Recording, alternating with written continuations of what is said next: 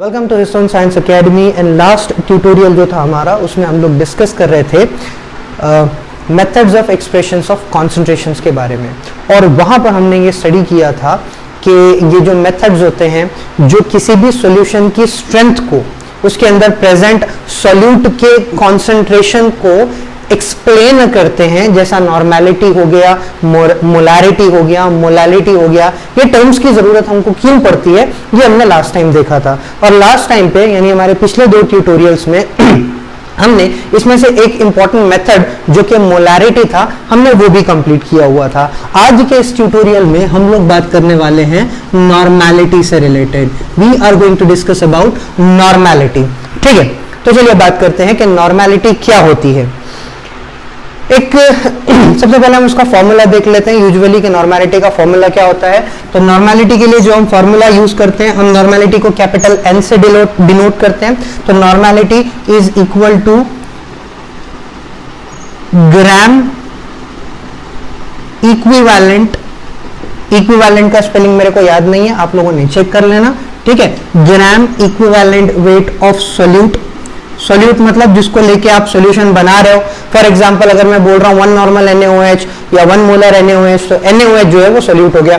ठीक है, तो gram equivalent of solute upon volume of solution, मतलब मुझे कितना सॉल्यूशन बनाना है, 500 ml सॉल्यूशन ऑफ NaOH या 1000 ml solution of 1 normal NaOH। ठीक, तो ये जो वॉल्यूम है, सो ये रहेगा volume of solution, volume of solution in litres, volume of solution in litres. तो ये है भैया नॉर्मल सा जो फॉर्मूला हम यूज करते हैं नॉर्मेलिटी के लिए।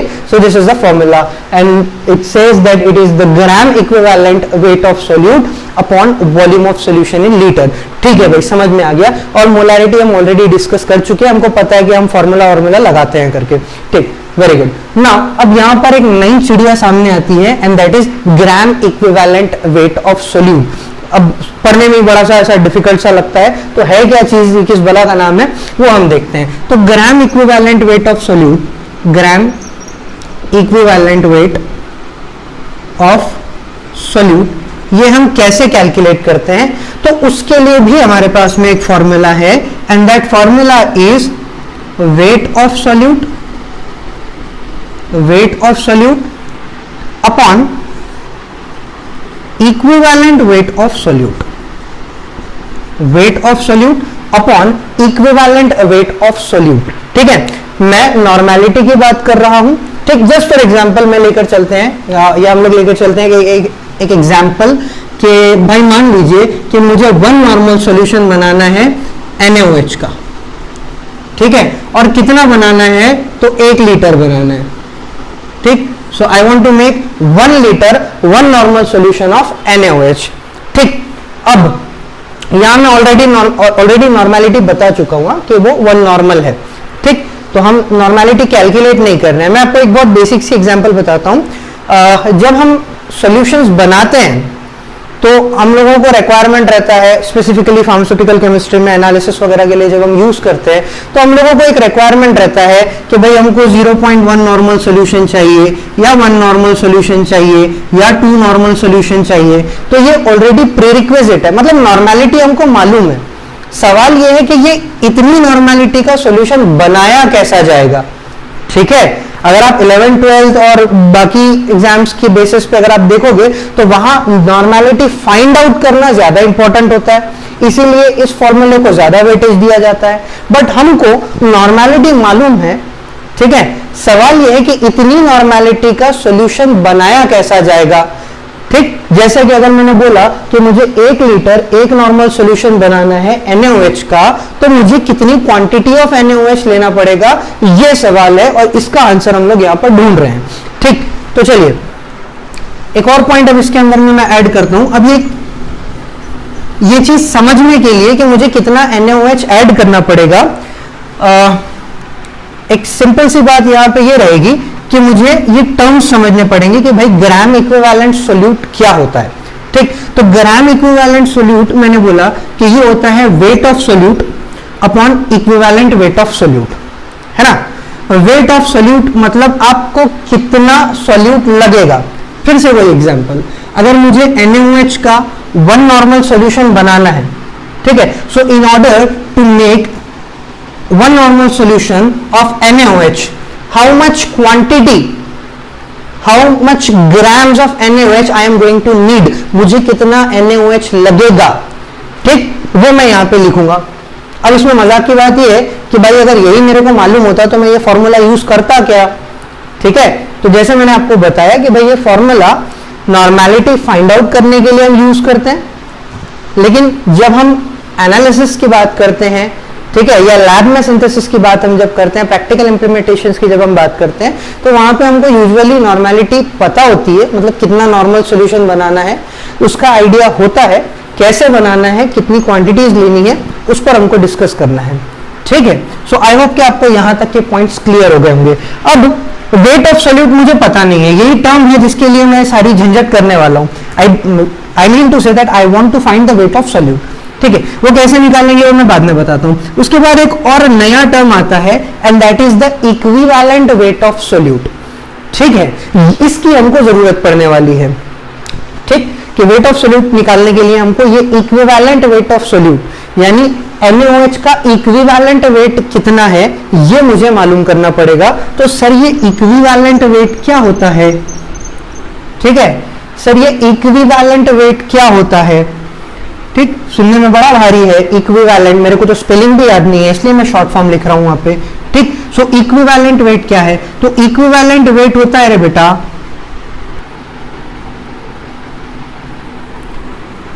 तो इक्विवेलेंट वेट होता है मॉलिक्यूलर वेट, जिसको हम मॉलिक्यूलर मास भी बोलते हैं। So molecular weight of solute, molecular weight of solute upon, अब यहां मैं कुछ शॉर्ट फॉर्म्स लिख रहा हूं जिसको हम वन बाय वन डिटेल में देखेंगे, ठीक है। अपॉन क्या रहता है, तो होगा एसिडिटी नंबर फॉर बेस, ठीक है, या फिर बेसिसिटी नंबर फॉर एसिड, ठीक, या फिर टोटल चार्जेस ऑन कैटायंस। ये तीन ऑप्शंस आपके पास में है, ठीक। अब इसमें से किसको लेना है, किस ऑप्शन को सिलेक्ट करना है, ये डिपेंड करता है कि आपको किस सब्सटेंस का सॉल्यूशन बनाना है, ठीक है। तो हमारे पास में बेसिकली तीन नेचर के सब्सटेंसेस होते हैं, either the substance is an acid, ठीक है, या तो वो एसिड होगा, ठीक, या फिर वो बेस होगा, या फिर वो न्यूट्रल होगा। और न्यूट्रल कंपाउंड यूजुअली क्या होते हैं, सॉल्ट्स होते हैं, मैं आगे उसको डिटेल में एक्सप्लेन करूंगा, ठीक है।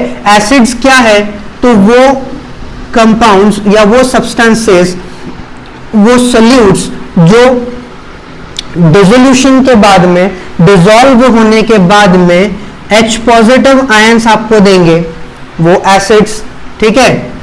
और भी बहुत सारी डेफिनेशन है उसकी, प्रोटॉन के टर्म्स में भी उसको पढ़ा जाता है। बेसिस क्या है, तो जो डिसोल्यूशन होने के बाद में, डिसॉल्व होने के बाद में OH नेगेटिव आयंस देंगे, ठीक है, वो आपके बेसिस हो गए। और सर सॉल्ट क्या होता है, तो सॉल्ट्स को हम बोलते हैं कि ये आयोनिक कंपाउंड्स होते हैं, they are made up of two types of ions, a cation and an anion. तो ये जब डिसॉल्व होते हैं, ये जब डिसॉल्व होते हैं तो after dissolution they give a cation, a positively charge ion and an anion, a negatively charge ion, ठीक है। अब इसका इस फॉर्मूला से क्या लेना देना है वो मैं आपको बताता हूं, ठीक। तो इक्विवेलेंट वेट मैंने आपको बोला ये रहेगा मॉलिक्यूलर वेट ऑफ सॉल्यूट, जिसका भी आपको सॉल्यूशन बनाना है उसका मॉलिक्यूलर वेट ले लो। कैसे लेते हैं तो आपको मालूम है, हर इंडिविजुअल एटम का मास ऐड करते जाइए, वो आपको उसका मॉलिक्यूलर वेट दे देगा। अब यहां पर हम देखते हैं, अगर मैं बेस बना रहा हूं, जैसे ये एग्जांपल में हमने देखा that I want to make 1 liter 1 normal solution of NaOH. So NaOH is a base. NaOH is a base. It is a basic substance. ठीक, तो जब NaOH डिसॉल्व होगा, जब NaOH डिसॉल्व होगा तो ये मुझे Na पॉजिटिव आयंस देगा और OH नेगेटिव आयंस देगा। ठीक है, तो आफ्टर डिसोल्यूशन ये बेसिक सब्सटेंस मुझे कितने नेगेटिव आयंस दे रहा है, हाइड्रोक्सिल आयंस दे रहा है। याद रखो OH नेगेटिव आयंस, बाकी नेगेटिव आयंस की बात मैं नहीं कर रहा हूं यहां पे।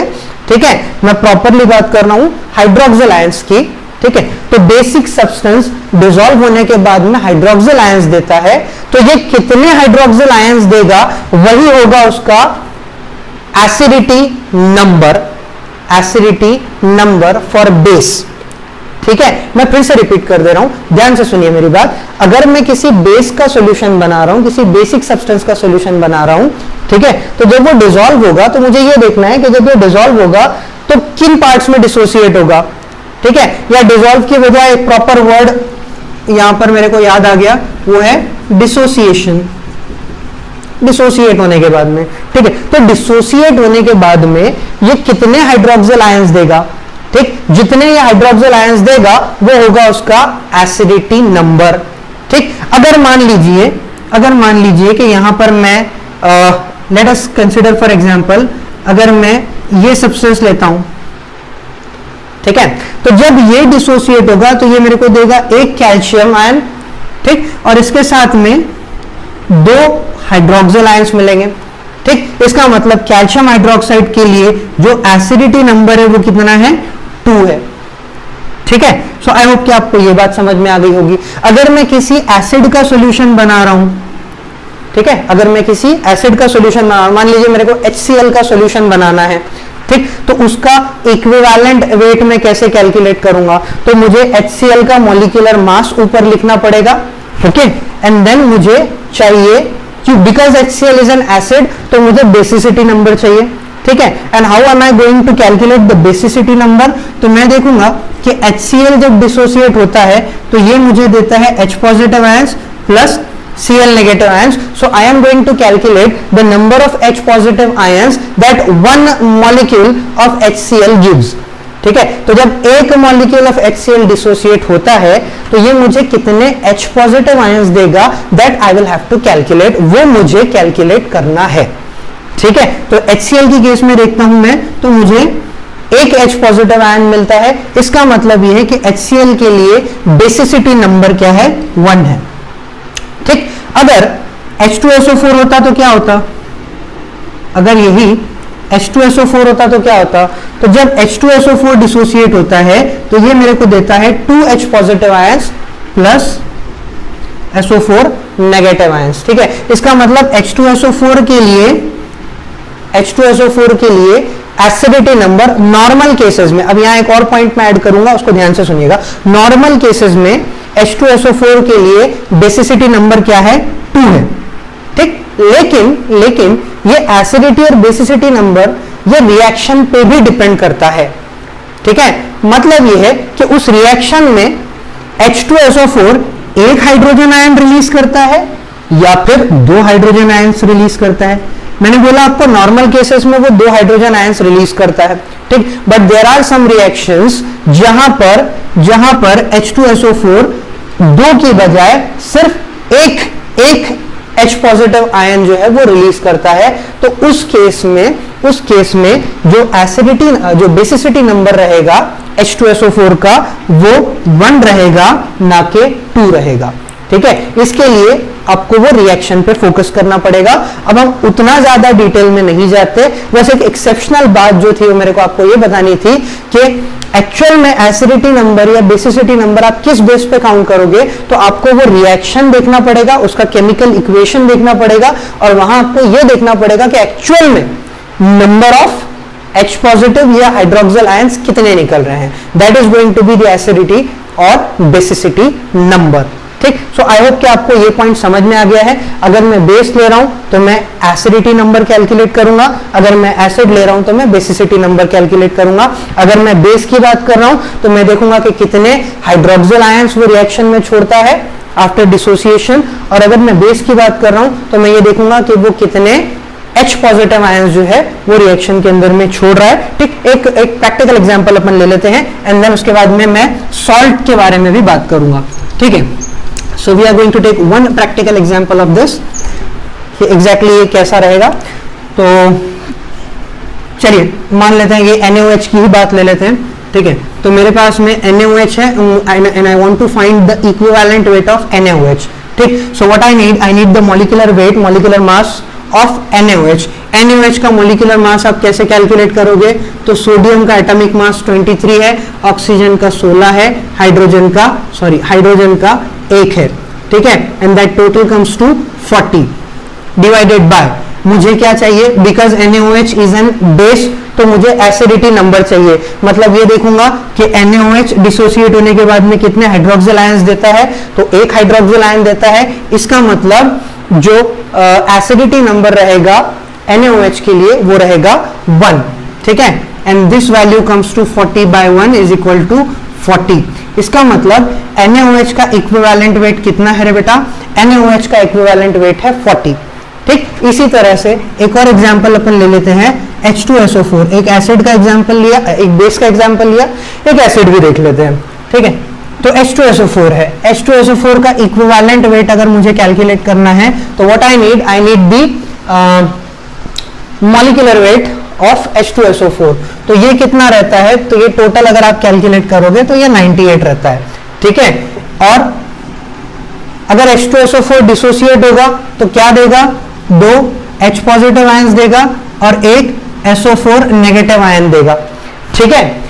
अब ये जो 2 H पॉजिटिव आयंस ये दे रहा है नॉर्मल कंडीशंस में, इसका मतलब इसका जो बेसिसिटी नंबर है वो 2 है और दिस वैल्यू कम्स टू 49। इसका मतलब ये है कि नॉर्मल कंडीशंस में H2SO4 का सल्फ्यूरिक एसिड का इक्विवेलेंट वेट कितना है, 49 है, ठीक है। अब इक्विवेलेंट वेट मुझे मालूम पड़ गया तो मैं ग्राम इक्विवेलेंट भी मालूम कर सकता हूं, बस मुझे लेकिन उस कंडीशन में क्या चाहिए कि मैं NaOH कितना ले रहा हूं वो वॉल्यूम मुझे चाहिए, बट हमारे पास में वही वॉल्यूम तो नहीं है, that is something that we want to calculate. तो इसका मतलब ये टर्म फिलहाल मेरे कोई काम का नहीं है, ठीक है। हाँ, एक और चीज जो मैं भूल गया वो है अबाउट सॉल्ट्स, ठीक है। सॉल्ट्स के लिए हम क्या लेंगे, तो मैंने बोला सॉल्ट्स की जब हम बात करेंगे तो हम एसिडिटी और बेसिसिटी नंबर नहीं देखेंगे, हम देखेंगे कि जब वो सॉल्ट टूटता है, डिसोसिएट होता है, कैटायंस और एनायंस सेपरेट होते हैं, तो कैटायंस पे टोटल चार्जेस कितने हैं। विल टेक एन एग्जांपल, मान लेते हैं NaCl है ना, NaCl एक सॉल्ट है, हमने बोला सॉल्ट्स क्या होते हैं, आयोनिक कंपाउंड्स होते हैं, ऐसे कंपाउंड जो आयंस से फॉर्म होते हैं। तो Na sodium is a positively charge ion क्योंकि वो एक इलेक्ट्रॉन देता है, chlorine is a negatively charge ion क्योंकि वो इलेक्ट्रॉन लेता है, ठीक है। इन दोनों के फॉर्मेशन से बनता है NaCl, ठीक। तो ओवरऑल आप देखोगे आयोनिक कंपाउंड्स की खास बात ये होती है कि ये इलेक्ट्रिकली न्यूट्रल होते हैं, आपको पता है 10th स्टैंडर्ड से आप पढ़ते हुए आ रहे हो, आयोनिक कंपाउंड्स इलेक्ट्रिकली न्यूट्रल होते हैं। रीजन क्या है, क्योंकि उस पर जितना total number of positive charge होता है उतना ही total number of negative charge होता है, मतलब positive charges and negatively charges they are same, so they nullify the effects of each other। तो ओवरऑल NaCl के ऊपर में मैं कभी भी पॉजिटिव या नेगेटिव नहीं या फिर नेगेटिव चार्ज नहीं डालूंगा, ठीक है। तो ये ओवरऑल जब मैं NaCl की बात करूंगा, ओवरऑल सॉल्ट के मॉलिक्यूल की बात करूंगा तो वो इलेक्ट्रिकली न्यूट्रल होता है, ठीक। अब अगर ऐसी केस है तो मैं क्या करूंगा, मैं ये देखूंगा कि जब ये डिसोसिएट होता है तो कैटायन के ऊपर में कितने पॉजिटिव चार्ज है। तो NaCl की अगर मैं बात करता हूं तो कैटायन के ऊपर में एक पॉजिटिव चार्ज है, इसका मतलब NaCl के लिए जब मैं इक्विवेलेंट वेट कैलकुलेट करूंगा तो मेरे पास टेक्निक क्या रहेगी, मुझे NaCl का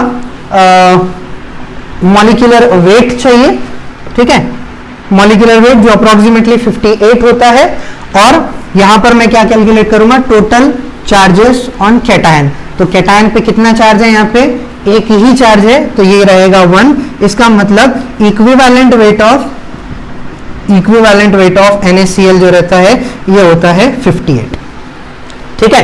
कुछ और एग्जांपल्स ले लेते हैं यहाँ पे, will take some other examples as well. NaCl के बारे में तो देख लिया, कुछ थोड़े से ये बोला जाए कि थोड़े कॉम्प्लेक्स सॉल्ट्स ले लेते हैं, जैसे फॉर एग्जांपल AlCl3 है ना। AlCl3 में क्या होता है, तो जब ये AlCl3 डिसोसिएट होगा तो आपको क्या मिलेगा, आपको एल्यूमिनियम 3 पॉजिटिव, क्योंकि एक एल्यूमिनियम 3 इलेक्ट्रॉन दे सकता है लेकिन क्लोरीन तो एक ही इलेक्ट्रॉन ले सकता है, इसलिए इस एल्यूमिनियम को कितने क्लोरीन्स की जरूरत पड़ेगी, 3 क्लोरीन्स की जरूरत पड़ेगी। ठीक, तो यहां अगर मैं देखूं तो एल्यूमिनियम पे टोटल चार्ज कितना है, 3 का है। तो अगर मुझे equivalent weight of aluminium calculate करना है, एल्यूमिनियम क्लोराइड अगर मेरे को इक्विवेलेंट वेट इसका कैलकुलेट करना है तो मुझे क्या चाहिए, इसका मॉलिक्यूलर वेट चाहिए जो आपने कैलकुलेट कर लेना, और इसका जो टोटल चार्ज ऑन कैटायन रहेगा वो रहेगा 3, तो मैं इसको डिवाइडेड बाय 3 करूंगा। ठीक, तो ऐसे बहुत सारी एग्जांपल्स हो सकती है। ठीक, जैसे एक होता है BF3, ठीक, ये भी अगर डिसोसिएट होगा तो ये क्या देगा आपको कि B3 पॉजिटिव और फ्लोरीन जो रहेंगे ये 3 फ्लोरीन नेगेटिव रहेंगे, तो यहां पर भी आप क्या करोगे, डिवाइडेड बाय 3 करोगे। ठीक, एक और होता है जैसे FeSO4 है, ठीक है, फेरस सल्फेट है, तो अगर इसकी मैं बात करता हूं तो जब ये डिसोसिएट होगा तो ये क्या देगा, Fe2 पॉजिटिव देगा और SO4 2 नेगेटिव देगा, पॉलीएटॉमिक आयन होता है। ठीक, तो यहां पर भी मैं क्या लूंगा, टोटल नंबर 2 लूंगा। हाँ, एक और केस, एक लास्ट एग्जांपल इसमें देख लीजिए कि अगर Fe2 SO4/3 होता है तो इस केस में क्या रहेगा, तो मैं देखूंगा कि जब ये डिसोसिएट होता है तो आयरन की 2 ऑक्सीडेशन स्टेट्स होती है, फेरस और फेरिक। पहली वाली केस में फेरस था, इस केस में फेरिक है। तो जब ये डिसोसिएट होगा रे बेटा तो ये मुझे देगा 2 Fe3 पॉजिटिव, पिछली केस में 2 पॉजिटिव थे। ठीक है, वो कैसा आया तो अब आपको उसके लिए बेसिक एलिमेंटल केमिस्ट्री जो है पढ़ने की जरूरत है। अब और SO4 कि 3 SO4 के मॉलिक्यूल्स रहेंगे जिसमें से हर किसी का चार्ज -2 है। ठीक है, तो यहां पर देखो 3 मॉलिक्यूल्स जिसमें से हर किसी का चार्ज -2, यानी टोटल नेगेटिव चार्जेस कितने हैं, -6, और यहां पर 2 फेरिक आयन जिसमें से हर किसी पे पॉजिटिव चार्ज कितना है, +3, मतलब टोटल पॉजिटिव चार्ज कितना हो गया, +6। तो +6 -6 ओवरऑल जो कंपाउंड है वो इलेक्ट्रिकली न्यूट्रल है। इसका जो नंबर है, वैलेंसी फैक्टर जो है वो क्या रहेगा, तो ये रहेगा 2 × 3 मतलब 6। तो अगर मैं Fe2SO4 की बात करूंगा तो उस केस में मैं उसके एटॉमिक वेट को कितने से डिवाइड करूंगा, 6 से डिवाइड करूंगा। सो आई होप कि आपको ये कंसेप्ट समझ में आ गया है कि किस तरह से हम इक्विवेलेंट वेट कैलकुलेट करते हैं।